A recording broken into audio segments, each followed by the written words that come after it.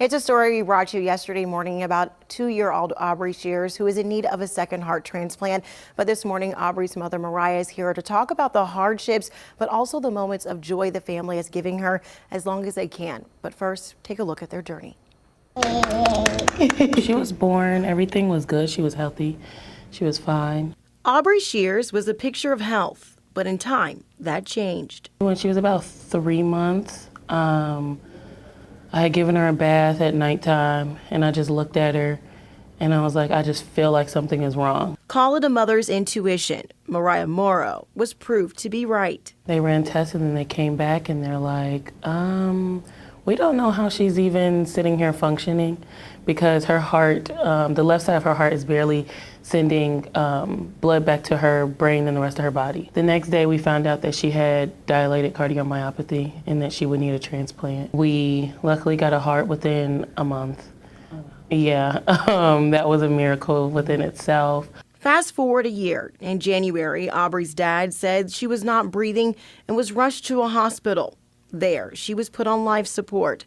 On the road to recovery, learning to walk and talk, in May, things changed. Aubrey would go into cardiac arrest during her biopsy appointment. They said that she needs a new heart at this point, and she wouldn't be liable to get a transplant until March of 2024. Now needing a second miracle for their 2-year-old, they hope and pray she can continue to fight until they get that call again.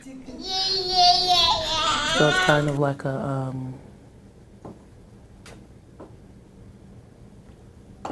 this is something that's inevitable, kind of, you know? So we're just trying to enjoy what we can and make plans for when that time comes. And we're now joined by Mariah Morrow, her sister Sierra, and Aubrey here. Thank you guys for being here this morning. I know, Mariah, we've talked about her story so people know her condition, but let's talk about the hardships, especially with you having to quit your job to do this around care. Yeah, I quit my job and I had to stop working right after her first transplant. It's been really hard financially as far as just day-to-day life and even just her needs in and outside of the hospital. I feel like that makes the situation harder when you can't do what you need to do financially and we're already in such a tough spot.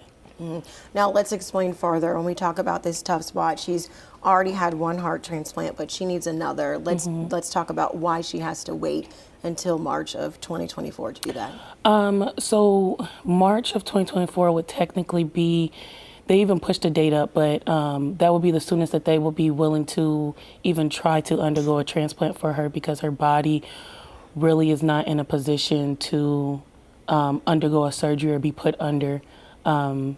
If it was to be any sooner, she wouldn't make it through a surgery. So that's the soonest that they said that they would even try, which is still not a guarantee that she would make it through at that time. But that's the earliest that they would consider trying to put her under. Now, Sierra, you made this GoFundMe for Aubrey and your sister, being there firsthand, accounting all that she's going through. But we know this money using for medical expenses, but also bucket list items for her. Let's talk about that, things that you guys want to let her do while she's going through this.